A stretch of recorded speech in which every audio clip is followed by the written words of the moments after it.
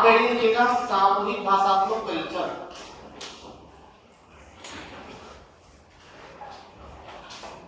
सामूहिक भाषात्मक परीक्षण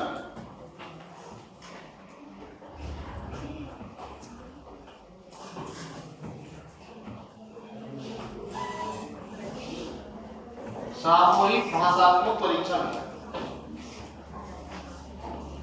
अब तक हम लोगों ने ये पढ़ा कि बुद्धि परीक्षण दो प्रकार के होते हैं, वैयक्तिक बुद्धि परीक्षण और सामूहिक भाषात्मक बुद्धि परीक्षण।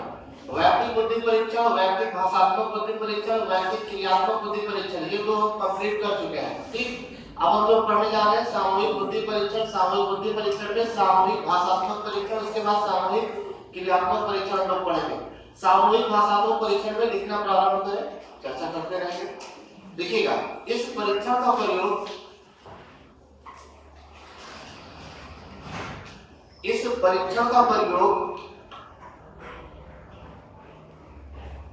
किसी समूह के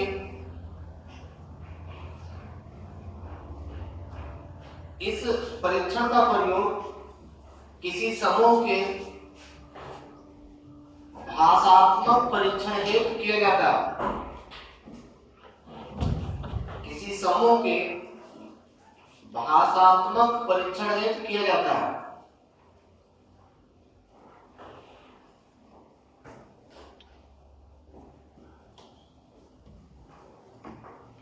इसके अंतर्गत निम्नलिखित परीक्षण शामिल है। इसके अंतर्गत निम्नलिखित परीक्षण शामिल है। नंबर 1, आर्मी अल्फा परीक्षण। इसमें भी थोड़ा सा लिखना है, आर्मी अल्फा परीक्षण।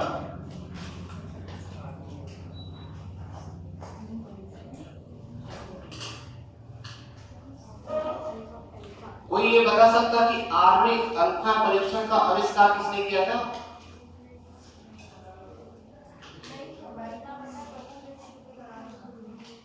वो सब कुछ ठीक है। आर्मी अल्फा परीक्षण और आर्मी बीटा परीक्षण, कुछ लोगों ने हमारा साइको मनोविज्ञान लिया है, उसमें साफ साफ लिखा है 2 लाइन, आर्मी अल्फा परीक्षण के आविष्कार किए हैं और आर्मी बीटा परीक्षण के आविष्कार किए हैं। किस याद है? S Arthur Otis. नहीं याद है? चलिए, मुझे लगता है कि कई लोगों के पास वो किताब है लेकिन उसको पढ़ा नहीं है उन्होंने।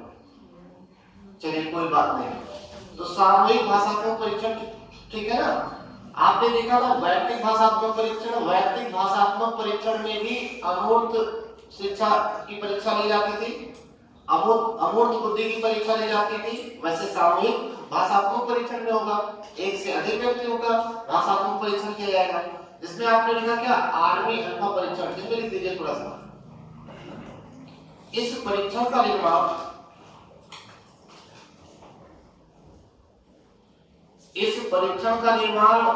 आर्थर एस ओटिस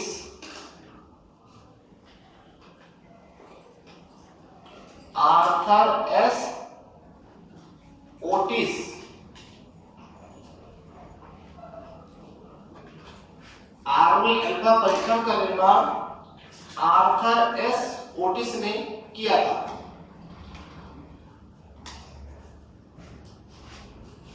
और इसका निर्माण इतना सुनिश्चित किया आपने, आर्थर एस ओटिस लिखा। इसका निर्माण अमेरिका में प्रथम विश्व युद्ध के दौरान, जरूरी है, पेपर में आता है। इसका निर्माण अमेरिका में प्रथम विश्व युद्ध के दौरान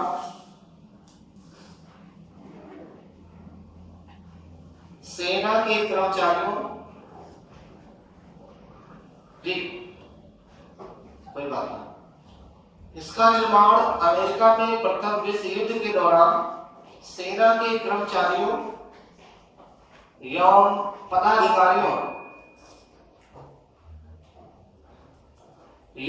पदाधिकारियों का चुनाव करने के लिए किया गया था। छूट जाएगा तो बोल दीजिएगा। प्रथम विश्व युद्ध के दौरान सेना के कर्मचारियों एवं पदाधिकारियों का चुनाव करने के लिए किया गया था। इतना लिखा आपने। इसका प्रयोग लिखते रहिए, फिर चर्चा करेंगे हम लोग। इसका प्रयोग केवल शिक्षित मनुष्यों के लिए, इसका प्रयोग केवल शिक्षित मनुष्यों के लिए किया जा सकता था। इसका प्रयोग केवल शिक्षित मनुष्यों के लिए किया जा सकता था। लिख लीजिए नोट।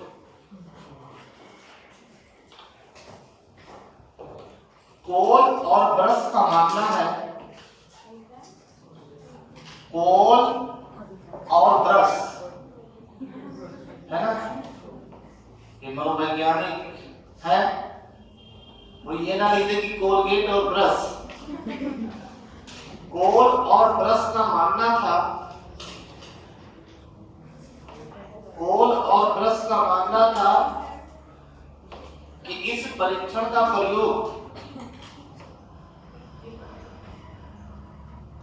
इस परीक्षण का प्रयोग लगभग 20 लाख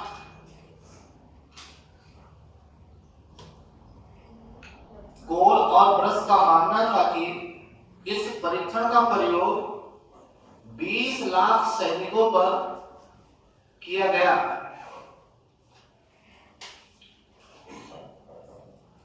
20 लाख सैनिकों पर किया गया। पूर्ण विराम लगा दीजिए। कुछ प्रश्न डिस्कस के माध्यम से काफी और भी चीजें समझ गए। चलिए, तो हम लोग पढ़ रहे थे सामूहिक भाषात्मक परीक्षण। ये बुद्धि परीक्षण का दूसरा पार्ट है। सामूहिक भाषात्मक परीक्षण से क्या क्या प्रश्न बनेगा, जो इतना लिख लिए हम लोग थोड़ा डिस्कस करने तब आगे बढ़े। चलिए, प्रश्न बनाए। सामूहिक भाषा परीक्षण के आविष्कारक कौन है? जी, आपने ये कहा सामूहिक भाषात्मक परीक्षण के अंतर्गत आर्मी अल्फा परीक्षण की खोज या आविष्कार किसने किया था? ठीक। अगला क्वेश्चन और अच्छा बनाइए। जितने ज्यादा आप टॉपिक को समझ पाएंगे उतने अच्छा प्रश्न बना पाएंगे। आर्मी अल्फा परीक्षण किस परीक्षण के अंतर्गत आता है? हाँ, आर्मी अल्फा परीक्षण वैयक्तिक भाषात्मक परीक्षण है, सामूहिक भाषात्मक परीक्षण है, वैयक्तिक क्रियात्मक परीक्षण है, सामूहिक क्रियात्मक परीक्षण है। क्या है? सामूहिक भाषात्मक परीक्षण। एक क्वेश्चन और बनेगा, क्या आर्मी अल्फा परीक्षण से सिर्फ एक ही व्यक्ति के बुद्धि का परीक्षण किया जा सकता है? नहीं, आर्मी अल्फा परीक्षण से पूरे समूह की बुद्धि की परीक्षा ली जा सकती है। प्रश्न और बना है। प्रथम विश्व युद्ध के दौरान सेना के पदाधिकारियों और कर्मचारियों का चुनाव करने के लिए कौन सा परीक्षण हुआ? बिल्कुल सही। प्रथम विश्व युद्ध की शुरुआत कब हुई थी, कोई बता सकता है? बिल्कुल सही जवाब, वेरी गुड। यानी 4 साल तक ये लड़ा गया था युद्ध। प्रथम विश्व युद्ध की शुरुआत 1914 से हुई, सबको पता है। तो प्रथम विश्व युद्ध के दौरान किस सामूहिक भाषात्मक परीक्षण का आविष्कार हुआ? आर्मी अल्फा परीक्षण। और क्या प्रश्न बन सकता है? जब कोई परीक्षण एक व्यक्तियों पर किया जाता है तो ये किस परीक्षण के अंतर्गत आता है? बिल्कुल सही, वेरी गुड। और क्या बन सकता है? क्या सामूहिक भाषात्मक परीक्षण के द्वारा अशिक्षित व्यक्तियों की बुद्धि की परीक्षा ली जाती है? नहीं, स्टेटमेंट भी बना के प्रश्न बना सकते हो, क्या लगा करके, ठीक है ना। जैसे कभी कभी उस तरीके से क्वेश्चन ना बने, आपको प्रश्न ही तो बनाना है, मूर्ख तो बनाना नहीं है ना, तो बना सकते हैं। और क्या बन सकता है? अभी और कई प्रश्न मिस हो रहे हैं इसमें, चिंतन करें और बढ़िया सा प्रश्न बताएं। आर्मी अल्फा परीक्षण का प्रयोग कितने सैनिकों पर किया गया? बिल्कुल सही। आर्मी अल्फा परीक्षण एक भाषात्मक परीक्षण है। इसके द्वारा अमूर्त बुद्धि की परीक्षण की जाती है और इसके अंतर्गत कुल कितने लोगों पर यह परीक्षण प्रयोग किया गया? 20 लाख सैनिकों पर। और क्या क्वेश्चन बन सकता है? अभी और प्रश्न बनाइए, लिखने चक्कर में ना आओ। एक टॉपिक क्लियर करो, लेकिन ढंग से क्लियर करो। आर्मी अल्फा परीक्षण के निर्माण करता है। हाँ, आर के किसी ने बोला, यदि नहीं बोलोगे तो यहाँ आएगा ही नहीं ना। अब आप सोच रहे हो उसका नाम भी ना ले और याद भी रहे, ऐसे कहाँ हो पाएगा? बताइए, इसको बोलना चाहिए। कितने लोगों ने क्वेश्चन बोला, क्योंकि किसी ने नहीं बोला। आर्थर एस ओटिस ने किस प्रकार के बुद्धि परीक्षण का आविष्कार किया था? आर्मी अल्फा परीक्षण, यानी सामूहिक भाषात्मक परीक्षण के अंतर्गत आर्मी अल्फा परीक्षण का आविष्कार आर्थर एस ओटिस ने किया था। और क्या क्वेश्चन बन सकता है?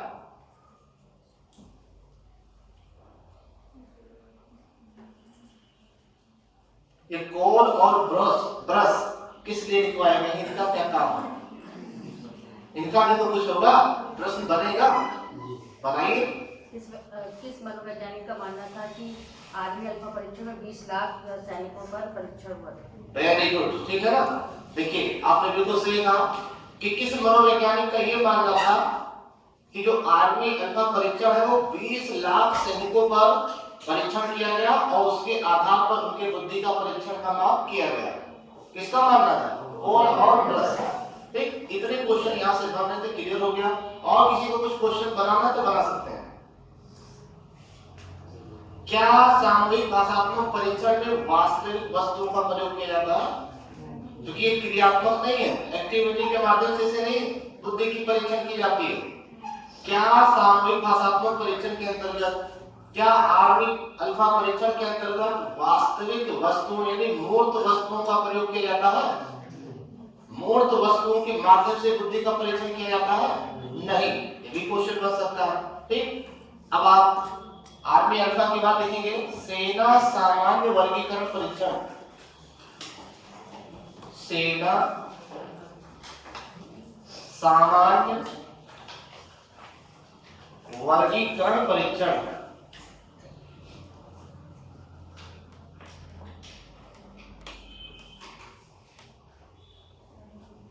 ठीक है। ये भी परीक्षण किसका एक भाग है?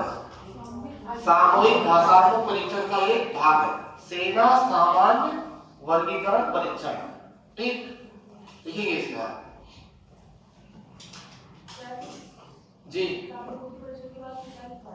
क्या हुआ? सामूहिक बुद्धि परीक्षण।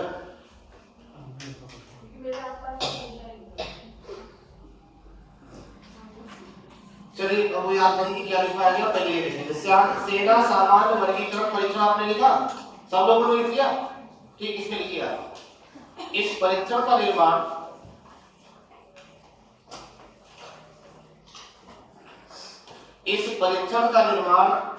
द्वितीय विश्व युद्ध के दौरान किया गया था। आपने इससे पहले पढ़ा कि आर्मी अल्फा परीक्षण का आविष्कार प्रथम विश्व युद्ध के दौरान हुआ। इस परीक्षण का निर्माण अमेरिका में द्वितीय विश्व युद्ध के दौरान हुआ।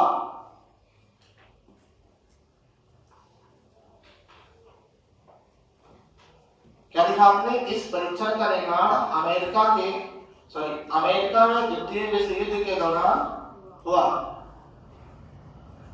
अब यहाँ से सवाल ये बनता है कि द्वितीय विश्व युद्ध की शुरुआत कब से हुई थी?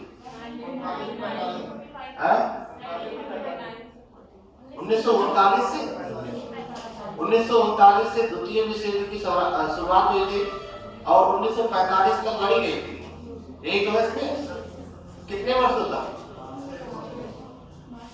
प्रथम विश्व युद्ध 4 वर्षों तक लड़ा गया, द्वितीय विश्व युद्ध 6 वर्षों तक। चलिए, भी कॉन्सेप्ट क्लियर करते रहेंगे। आपने देखा होगा कि हिरोशिमा और नागासाकी जापान के 2 शहर थे जो तबाह हो गए थे द्वितीय विश्व युद्ध के दौरान। अमेरिका ने गिराया था, सबको पता। ठीक, इसमें कोई शक नहीं है। हाँ, एक आपने सुना होगा 6 अगस्त और एक आपने सुना होगा 9 अगस्त। देखिएगा, तो सबसे पहले बम गिराया गया था 6 अगस्त 1945। 6 अगस्त 1945। ठीक, 6 अगस्त 1945 को कौन सा बम गिराया गया था?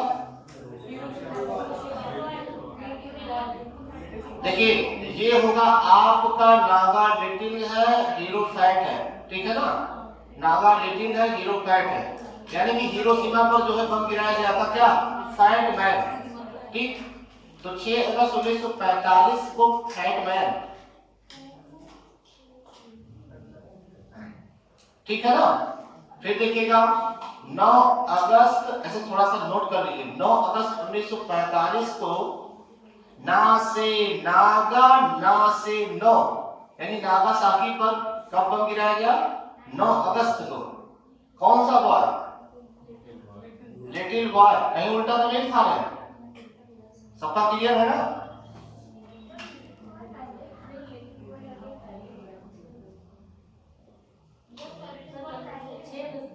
अब पूछ लिया इसलिए तो नहीं कंफ्यूज हो गया।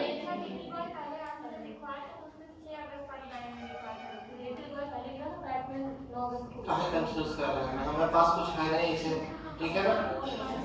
हमने इसे याद किया है ना, सर्च कर दीजिए एक बार, बात उठी है ना, देख लीजिए नागा लिटिल और हीरो फैट।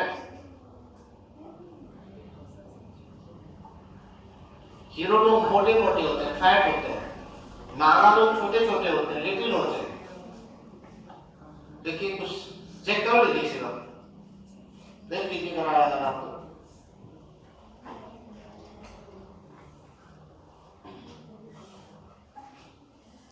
इसी बहाने थोड़ा सा चेक भी हो जाएगा।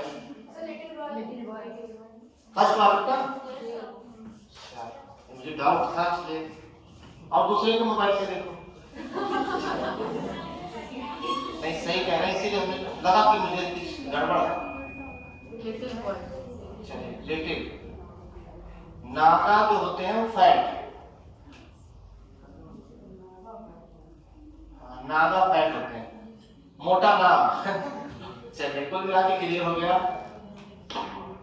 यानी ना से नागा कर सकते हैं, ना से नागा ना से नो, यानी नागासाकी पर 9 अगस्त को बम गिराया गया था, और 9 बजे कितना होता है 45, यानी सब याद रहे। और नागासाकी पर कौन सा, फैट मैन परमाणु बम गिराया गया था। 6 अगस्त 1945 को लिटिल बॉय हिरोशिमा पर गिराया गया था। ठीक, अपनी भाषा में लिख लेंगे, थोड़ा सा हमने लिख दिया ताकि रिवीजन हो जाए, इसी बात सब लोग पढ़ें, इसमें कोई बहुत बड़ी बात नहीं है। 6 अगस्त को कौन सा दिवस मनाया जाता है, हिरोशिमा दिवस। ठीक, और 9 अगस्त को नागासाकी दिवस मनाया जाता है। ना से नागा ना से नो, 9 बजे 45। इसमें कैसे, कई बार तो ऐसे प्रश्न पूछा गया है कि पहला परमाणु बम जब गिराया गया था उसके कितने बाद, उसके कितने दिन बाद दूसरा परमाणु बम गिराया गया था, 3 दिन बाद। 6 दिन कितना, 9, 3 दिन बाद फिर नागासाकी पर अमेरिका ने, कहां पर बम गिराया था, नागासाकी पर अमेरिका ने गिराया था, द्वितीय विश्व युद्ध के दौरान। ठीक, चलिए क्लियर हो गया। हाँ, अब बात कर रहे थे सेना सामान्य वर्गीकरण परीक्षण में, कहां तक लिखे हम लोग, इस परीक्षण का निर्माण अमेरिका में द्वितीय विश्व युद्ध के समय हुआ था। ठीक, लेकिन नोट, इस परीक्षण में ये वाला क्लियर नहीं हुआ तो एक बार फिर से पूछ लीजिएगा, कंफ्यूज में ना रहिएगा। इस परीक्षण में सैनिकों को 3 प्रकार की समस्याओं, इस परीक्षण में सैनिकों को 3 प्रकार की समस्याओं, शब्दावली यानी शब्दों से संबंधित, शब्दावली, नंबर 2 गणित, उसी में लिख लीजिए, नंबर 1 शब्दावली, नंबर 2 गणित, और नंबर 3 वस्तु गणना यानी वस्तुओं को गिनने से संबंधित, वस्तु गणना संबंधित समस्याओं, शब्दावली, गणित और वस्तु गणना संबंधी समस्याओं का समाधान करना होता था।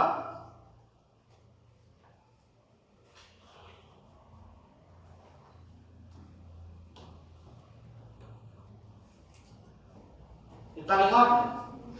अब लिखिए नोट, लास्ट नोट देखिए, गैरेट का मानना था गैरेट, नोट बढ़ा दीजिए, पूरा कंप्लीट कर दें हम लोग। गैरेट का मानना था कि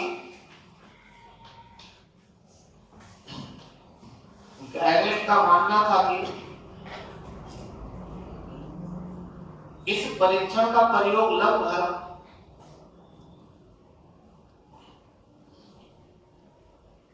गैरेट का मानना था कि इस परीक्षण का प्रयोग लगभग 12 लाख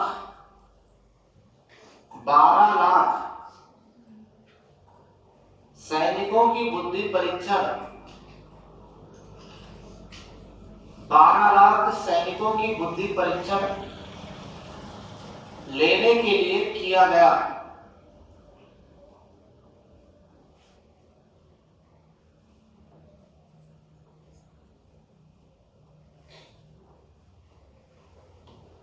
चलिए क्लियर हो गया, बस इस पर प्रश्न बना लीजिए।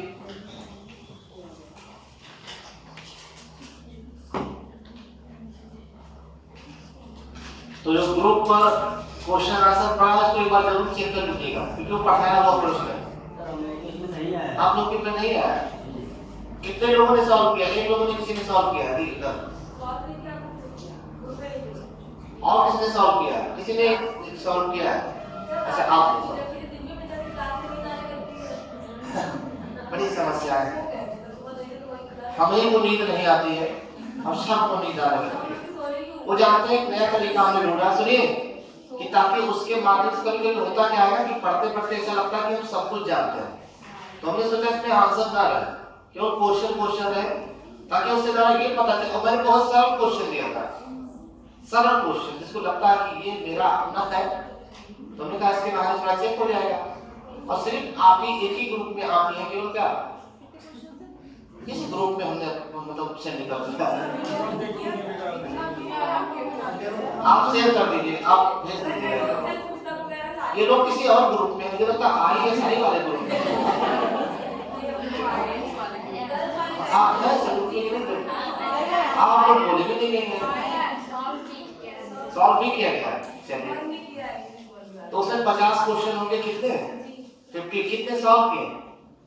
अच्छा सुबह ही देखे। चलिए थोड़ा थोड़ा सॉल्व करते रहिएगा, और उसकी जो आंसर मिलेगी वो YouTube चैनल से मिलेगी। हाँ बताओ, अब तो देखोगे। अब हम क्या करें, देखो दिमाग ये आपके लिए भी तो फायदा होगा। उसका आंसर अगर जानना है तो YouTube चैनल पे ही जाना होगा। हाँ व्याख्यात्मक, ठीक, ऐसे हिंदी का किसी दिन हो जाएगा। हाँ बिल्कुल, अभी ये साइकिल की शुरुआत हुई है तो चलेगा ये कर। चलिए अब इस पर प्रश्न बनाइए, मुझे भुलवाइए नहीं, इस पर प्रश्न बनाइए। सेना सामान्य वर्गीकरण परीक्षण में सैनिकों को कितने प्रकार की समस्याओं का सामना? हाँ, सेना सामान्य वर्गीकरण परीक्षण में जो सैनिकों का परीक्षण किया गया वो कितने तरीके की समस्याएं उत्पन्न की गई। शब्दावली से संबंधित समस्याएं उत्पन्न की गई, उसको उनको सॉल्व करना था। गणितीय संबंधित, जोड़ने घटाने से संबंधित समस्याएं उत्पन्न की गई, उसके आधार पर उनका बुद्धि का परीक्षण हुआ। वस्तु गणना यानी वस्तुओं को काउंट करने से संबंधित समस्याएं उत्पन्न की गई, उसके द्वारा सेना सामान्य वर्गीकरण परीक्षण यानी सेनाओं में जो भी वर्गीकरण करने का काम किया गया, शब्दावली के आधार पर, गणितीय के आधार पर, गणितीय वस्तु गणना के आधार पर। ठीक, अगला प्रश्न, सामूहिक भाषात्मक परीक्षण के अंतर्गत प्रथम विश्व युद्ध में कौन सा परीक्षण हुआ और द्वितीय विश्व युद्ध के दौरान कौन सा परीक्षण? हाँ ये आपने बढ़िया प्रश्न कराया। आर्मी एक्ट का परीक्षण का आविर्भाव या निर्माण ये प्रथम विश्व युद्ध के दौरान हुआ, यानी 1914 के आसपास हुआ, जबकि सेना सामान्य वर्गीकरण परीक्षण का आविष्कार ये द्वितीय विश्व युद्ध के दौरान हुआ, यानी कि 1939 से लेकर के 1945 के आसपास इसका आविर्भाव हुआ। ठीक, क्लियर हो गया? और कोई क्वेश्चन? किस वैज्ञानिक का मानना था कि सेना सामान्य वर्गीकरण परीक्षण में 12 लाख सैनिकों का परीक्षण किया गया? हाँ, किस मनोवैज्ञानिक ने ये रिसर्च किया कि सेना सामान्य वर्गीकरण परीक्षण जो है वो लगभग 12 लाख सैनिकों पर ये प्रयोग किया गया था। ठीक, क्वेश्चन बन रहा था। और क्या प्रश्न बन सकता है? सेना सामान्य वर्गीकरण परीक्षण किस प्रकार के व्यक्तियों के लिए है। उपयोगी है? सेना सामान्य वर्गीकरण परीक्षण ये जिनको भाषा का ज्ञान होता है या जो शिक्षित होते हैं, पढ़े लिखे लोग होते हैं, उनके लिए प्रयोग किया जाता है। तो ये खत्म हुआ सामूहिक भाषात्मक परीक्षण। अब आप नेक्स्ट हेडिंग लिखें सामूहिक क्रियात्मक परीक्षण। जानते हैं इसके प्रतिपादक भी आर्थर एस ओटिस ही होंगे, ठीक है, लेकिन कंफर्म नहीं है इसका, लेकिन इसका तो कंफर्म है। अब जानते नहीं इसका ये पूछा भी गया, लेकिन ये बहुत ज्यादा इंपॉर्टेंट नहीं, लेकिन ये वाला बहुत इंपॉर्टेंट है। आर्मी अल्फा परीक्षण और आर्मी बीटा परीक्षण, ये तो परीक्षा में आ भी चुका है, लेकिन इसका वाला कंफर्म नहीं। ठीक, अब आप लिख लीजिए सामूहिक क्रियात्मक परीक्षण। सामूहिक क्रियात्मक परीक्षण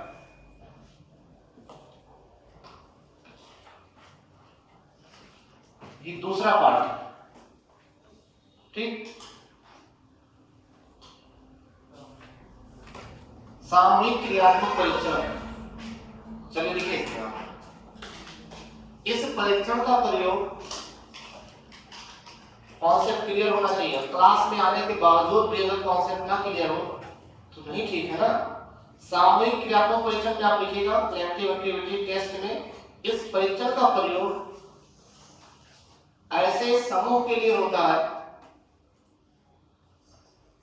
होता था, प्राचीन काल की बात है। इस परीक्षण का प्रयोग ऐसे समूह के लिए होता था जिनको भाषा का कम ज्ञान था। क्लियर, इसमें कहीं दिक्कत ही नहीं। इस परीक्षण का प्रयोग ऐसे समूह के लिए होता था जिनको भाषा का कम ज्ञान था।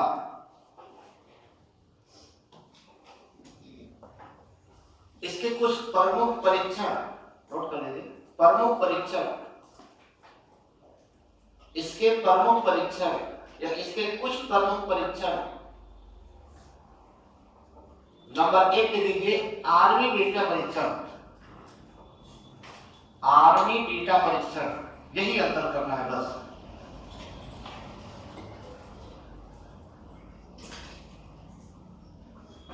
आर्मी बीटा परीक्षण।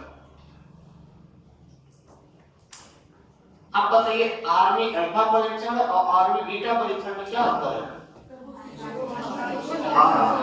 आर्मी अल्फा परीक्षण उनके लिए प्रयोग किया जाता था जिनको भाषा का ज्ञान था। आर्मी बीटा परीक्षण का प्रयोग उनके लिए प्रयोग किया जाता है जिनको भाषा का ज्ञान नहीं, यानी उनके कार्यों के द्वारा उनकी बुद्धि की परीक्षा मापी जाती है। उनके व्यवहार के आधार पर उनकी बुद्धि की परीक्षा ज्ञात की जाती है। ठीक, लिखें इसमें इस परीक्षण का निर्माण, इस परीक्षण का निर्माण आर्थर एस ओटिस ने किया था।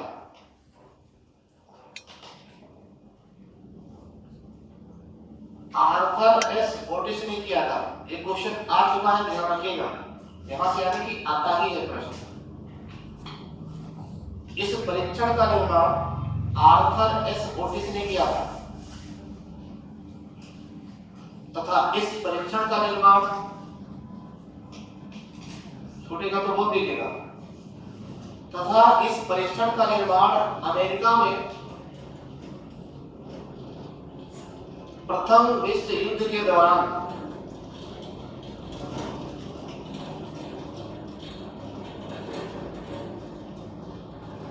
तथा इस परीक्षण का निर्माण अमेरिका में प्रथम विश्व युद्ध के दौरान सेना के विभिन्न पदों,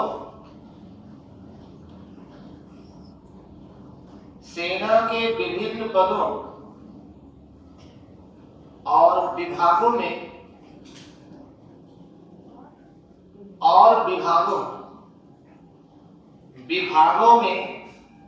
कार्य करने वाले, सेना के विभिन्न पदों और विभागों में कार्य करने वाले मनुष्यों का, कार्य करने वाले मनुष्यों का चुनाव करने के लिए किया गया था।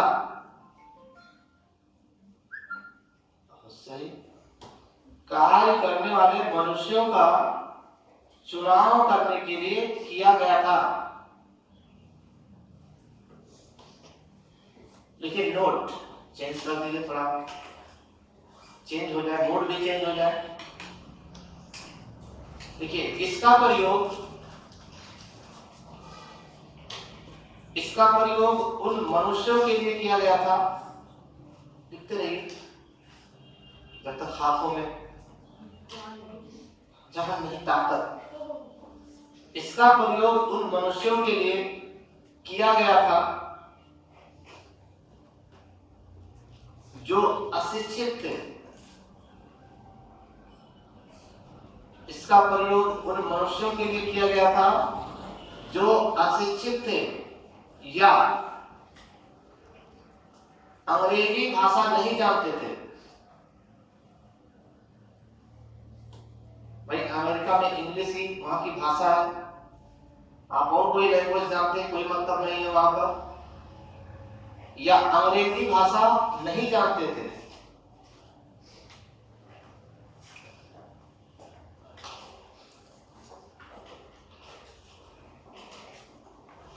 और आगे बढ़े इसी में वस्तुओं की गणना, हाँ लिखते रहिए थोड़ा सा, हाँ उसी में लिखना है। हेडिंग आएगी तो सब नाम होगा जोर से, तब हेडिंग लिखवाई जाएगी।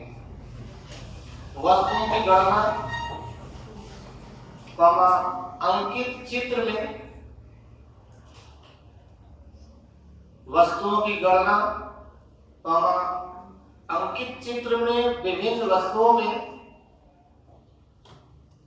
वस्तुओं की गणना अंकित चित्र में विभिन्न वस्तुओं में एक दूसरे से संबंध बताना, एक दूसरे से संबंध बताना,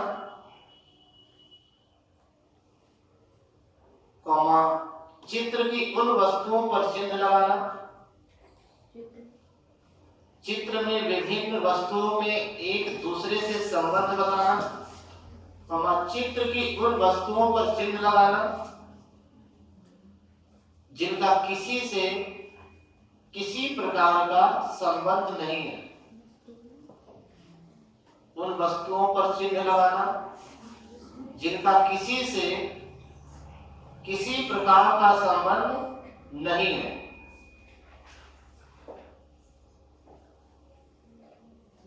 जिनका किसी से किसी प्रकार का संबंध नहीं है। आज समस्याएं इस परीक्षण में रखी गई, ज्यादा लिखवा दिया गया, सही है। आज समस्याएं इस परीक्षण में रखी गई, लिख करके छोड़ दीजिए। क्या क्या प्रश्न बन सकता है, थोड़ा चर्चा कर रहे हो। आर्मी बीटा परीक्षा पर प्रश्न बनाए, बोलिए, आपका बोलना बहुत जरूरी है। अभी तक लिखा नहीं, लिखाने में कोई पता ही नहीं, पूरा लिखा है। आप बोलने में क्यों संकोच? बिल्कुल प्रश्न बढ़िया। आर्मी बीटा परीक्षण का निर्माण किस मनोवैज्ञानिक के द्वारा किया गया था? पहला प्रश्न क्लियर। दूसरा, अशिक्षित मनुष्यों के लिए कौन सा परीक्षण किया जाता था? बिल्कुल, आर्मी बीटा परीक्षण का प्रयोग शिक्षित मनुष्यों के लिए या फिर अशिक्षित मनुष्यों के लिए? आर्मी बीटा परीक्षण सामूहिक क्रियात्मक या फिर भाषात्मक भाषात्मक परीक्षण? ये क्वेश्चन हो गया। अगला क्वेश्चन आपकी तरफ से, एक अध्यापक को बहुत उतावला नहीं होना चाहिए प्रश्न बनाने के लिए। जी प्रथम विश्व युद्ध के दौरान कौन सा परीक्षण किया गया? जी धन्यवाद सीखने के लिए। प्रथम विश्व युद्ध के दौरान किस सामूहिक क्रियात्मक परीक्षण का प्रयोग किया गया था? ये भी हो सकता है। प्रथम विश्व युद्ध के दौरान जो अशिक्षित थे उनके लिए कौन सा परीक्षण किया गया था? उत्तर नहीं बताना है, प्रश्न बनाना है। अगला प्रश्न आपकी तरफ से आना चाहिए। किस प्रकार के सामूहिक बुद्धि परीक्षण के अंतर्गत मूर्त वस्तुओं पर अधिक बल दिया गया है। हाँ, क्यों? बल नहीं, बल दिया गया। ठीक है, मैंने भी मजाक किया। आपने इसमें बिल्कुल सही कहा कि ऐसा कौन सा सामूहिक क्रियात्मक परीक्षण है जिसमें वास्तविक वस्तुओं को प्राथमिकता दी गई, यानी स्थूल वस्तुओं को प्राथमिकता दी गई, यानी मूर्त वस्तुओं को प्राथमिकता दी गई। क्योंकि जो पढ़े लिखे नहीं होते हैं उनको वास्तविकता के माध्यम से ही उनकी बुद्धि का परीक्षण किया जा सकता है।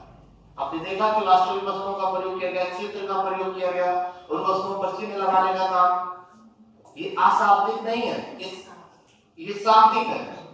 यानी कि जो क्या है, ये अमूर्त नहीं है, ये मूर्त है। ठीक, यानी स्थूल है, इसको हम छू सकते हैं और देख भी सकते हैं। अगला क्वेश्चन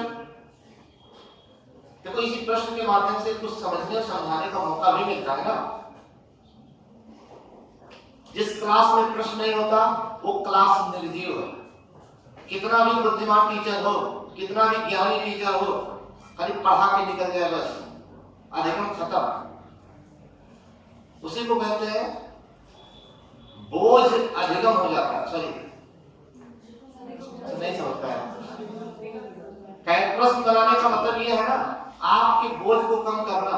ये जो लिखाया गया प्रश्न बना लेंगे, कॉन्सेप्ट क्लियर हो जाएगा। तो बिना भार के अधिगम होगा।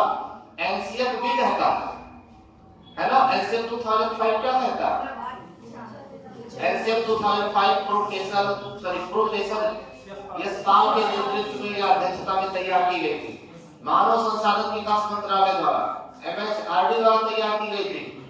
इसकी क्या प्राथमिकता थी? बिना बोझ के अधिगम। बिना बोझ के अधिगम से क्या तात्पर्य है?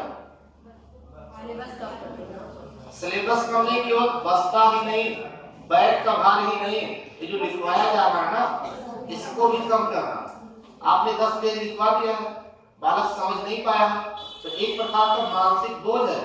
वो 10 किलो बैग लाता है, वो तो उतारने के बाद में खत्म हो जाएगा उसका बैग, उतारने के बाद में मानसिक तनाव खत्म। लेकिन ये जो मानसिकता चलती रहती है, रात भर सो नहीं पाएगा, वो चिंता में रहेगा। तो आप बालक को इस तरीके से पढ़ाइए कि ज्यादा लिखवाने पर विशेष ध्यान न दीजिए, उसको समझाने की कोशिश करिए। एनसीएफ 2005 में किस प्रकार की भाषा को प्राथमिकता दी गई है? कौन कौन सी भाषा?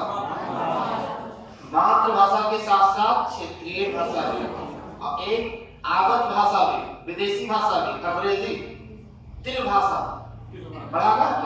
त्रिभाषा फॉर्मूला एनसीएफ 2005 अपना रही है। पहले तो मातृभाषा हिंदी भाषा, अगर वो नहीं समझ पाता तो उसकी क्षेत्रीय भाषा में जाइए, उसकी लैंग्वेज में जाकर समझाइए। ठीक, और एक आपका नेशनल इंटरनेशनल लैंग्वेज है आपका इंग्लिश, क्षेत्रीय भाषा, हिंदी भाषा, और यानी कि आपका अंग्रेजी अंतरराष्ट्रीय भाषा, यानी आगत भाषा, यानी आया हुआ भाषा, यानी आंगल भाषा। अंग्रेजी क्या है? क्या बोलते हैं? बोल नहीं पाते, आंगल क्या है? ठीक है ना, अंग्रेजी आंग्ल भाषा है। अगर इतनी बातें हमने बोला है, इसमें आपको कई प्रश्न मिल जाएंगे, भले तो दिन परीक्षा पढ़ लेते।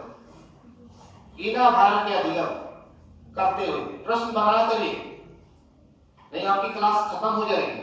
किसकी? आप भी टीचर हैं, आप लोग हैं, कहीं ना कहीं टीचिंग करते हो, ऐसी बात नहीं है। टीचिंग जानते क्या है? इस शौक होता है लोगों का, मजबूरी नहीं है। मजबूरी में लोग टीचिंग नहीं करते, ध्यान रखिएगा करें, शौक से टीचिंग करते हैं, हमेशा कुछ दूसरा काम करते हैं लोग।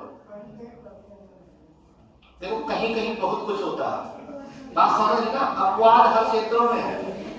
पढ़ाना एक शौक का काम है, तो ध्यान रखिएगा। आप और भी काम कर सकते हो, आप और भी तरीके से कमा सकते हो, लेकिन नहीं, मास्टर नहीं, एक पोस्ट है, एक आत्मसम्मान की पोस्ट है, वो चाहते हो, आपका शौक है उसमें। आपको मुझे लगता है कि आईएएस बनने कोई ख्वाहिश नहीं है कि नहीं? ये अध्यापक बन जाए, ये आपकी ख्वाहिश है, तो ये होता है शौक। मजबूरी में कोई तैयारी नहीं करता, शौक है उसका। ठीक, चलिए प्रश्न बनाया, इधर उधर भटकाए ना। सही जोड़े बनाइए, सही जोड़े बनाइए। Column A alpha army beta परीक्षण, अल्फा आर्मी अल्फा परीक्षण।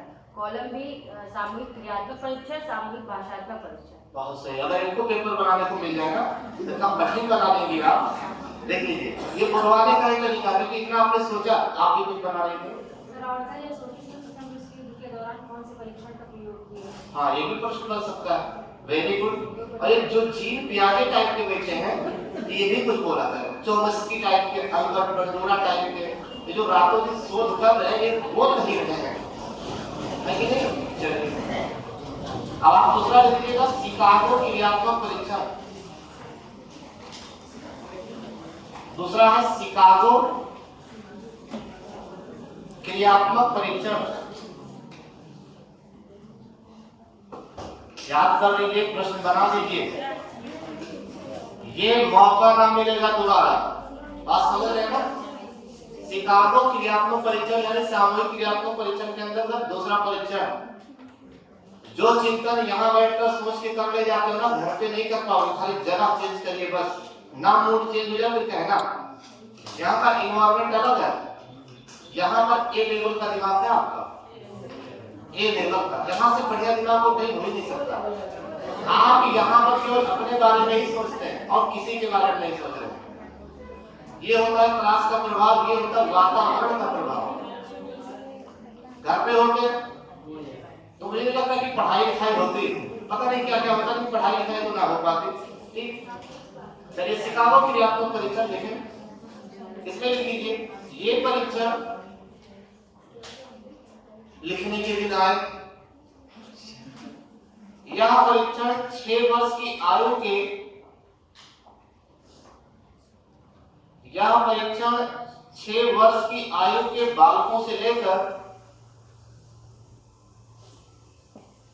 वयस्कों तक के लिए है।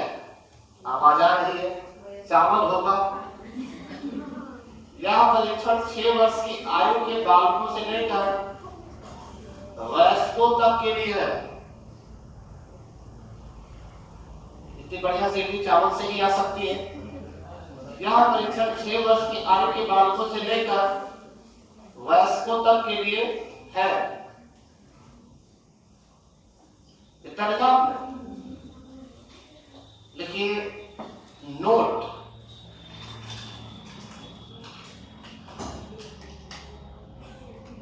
देखिए इसमें विभिन्न प्रकार की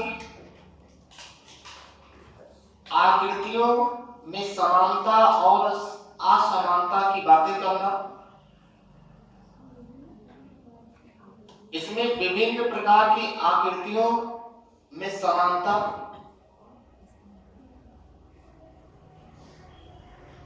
इसमें विभिन्न प्रकार की आकृतियों में समानता और असमानता की बातें बताना।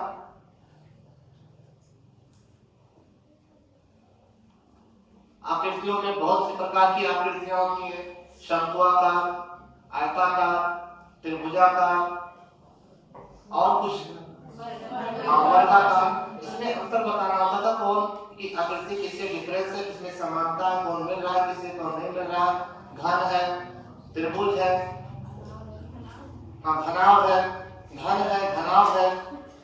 एक और लिखिएगा, दूसरा पॉइंट, एक नंबर और बढ़ा दीजिए उसे। और क्या क्या चीजें की जाती थी इस परीक्षण में? इसमें चित्र के टुकड़ों को, इसमें चित्र के टुकड़ों को नेक्स्ट है जी, इसमें चित्र के टुकड़ों को व्यवस्थित करके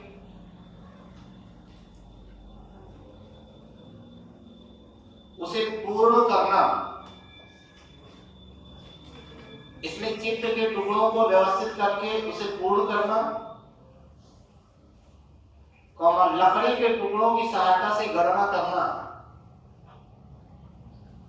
होता था। लकड़ी के टुकड़ों की सहायता से गणना करना होता था।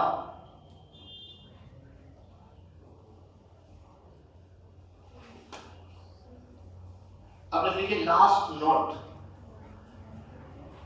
आपने लिखा आपका व्यवस्थित करके उसे पूर्ण करना, लकड़ी के टुकड़ों की सहायता से गणना करना होता था। अब लास्ट नोट लिख लीजिए,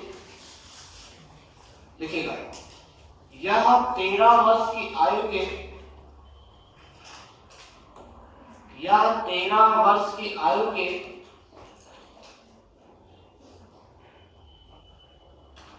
बालकों की बुद्धि परीक्षा लेने के लिए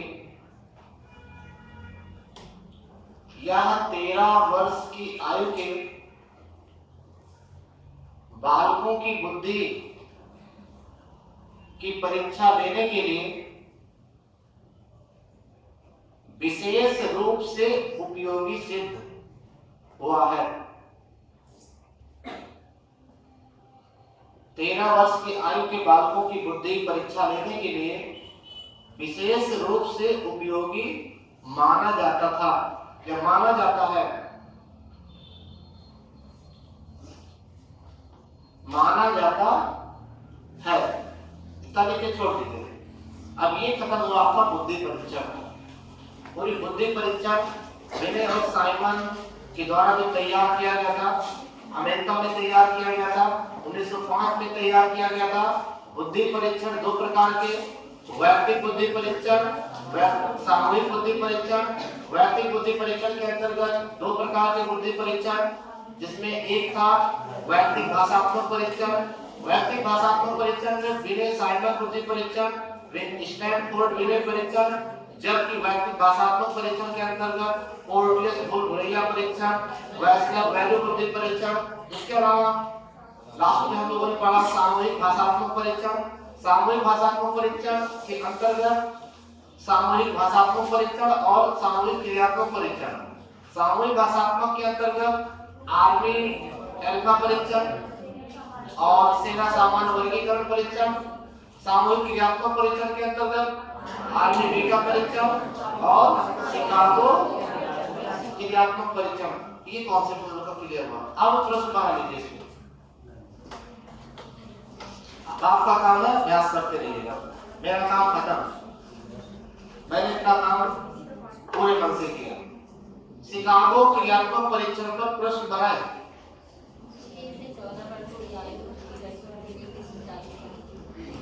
आपने ये कहा कि बुद्धि परीक्षण के अंतर्गत 6 से 14 वर्ष की आयु के बच्चों के लिए क्या कितना है? 6 वर्ष की आयु के 6 वर्ष की आयु से लेकर के वयस्कों तक के लिए किस परीक्षण को निर्माण किया गया या किस परीक्षण का निर्माण किया गया? चलिए और बढ़िया प्रश्न बनाए।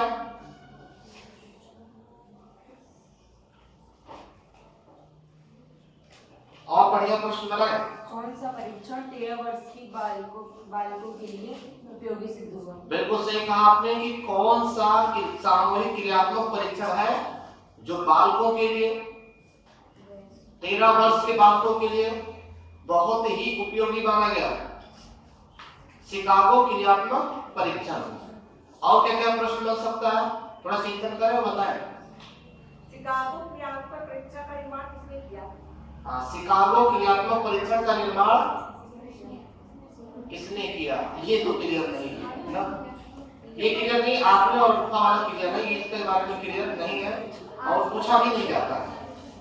ध्यान रहे, ये पूछा भी नहीं जाता, ध्यान रखिएगा। दो पूछा जाता, आर्मी और अल्फा, ये दोनों बहुत महत्वपूर्ण है और चाहे आप नहीं रहना रहे, ठीक है। तो अब तक आपने जो बुद्धि में पढ़ा है, बुद्धि में क्या क्या पढ़ा है एक बार फिर से क्लियर कर लेते ताकि वो टॉपिक रिपीट ना होने पाए। बुद्धि का आपने पढ़ा होगा त्रि-आयामी सिद्धांत। बुद्धि का त्रि-आयामी सिद्धांत वही गिलफोर्ड वाला, क्लियर। बुद्धि का त्रिविमीय सिद्धांत वही गिलफोर्ड वाला। बुद्धि का 3D सिद्धांत वही गिलफोर्ड वाला। ये इनको खत्म करते हैं लोग। बहुबुद्धि सिद्धांत किसका? गार्डनर का। बुद्धि का बहुआयामी सिद्धांत वही गार्डनर का। गार्डनर ने मुख्य रूप से 7, टोटल 9 ये बताएंगे। एक आपने पढ़ा होगा थ्रस्टर का। थ्रस्टर का कौन सा सिद्धांत था? बुद्धि का सामूहिक सिद्धांत। थ्रस्टर ने सामूहिक बुद्धि सिद्धांत के अंतर्गत कितने मानसिक कौशल बताए थे? 7 बताए थे, बिल्कुल क्लियर है।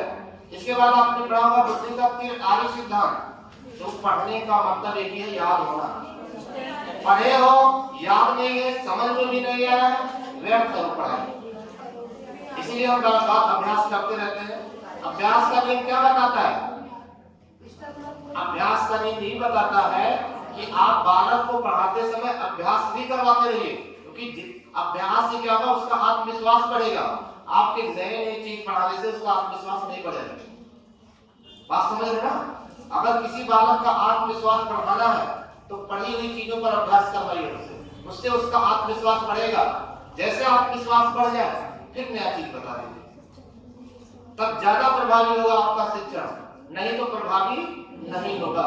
वही चीज हम भी कर रहे हैं, आपके ताकत का एहसास दिला रहे हैं कि आपके पास इतनी ताकत है।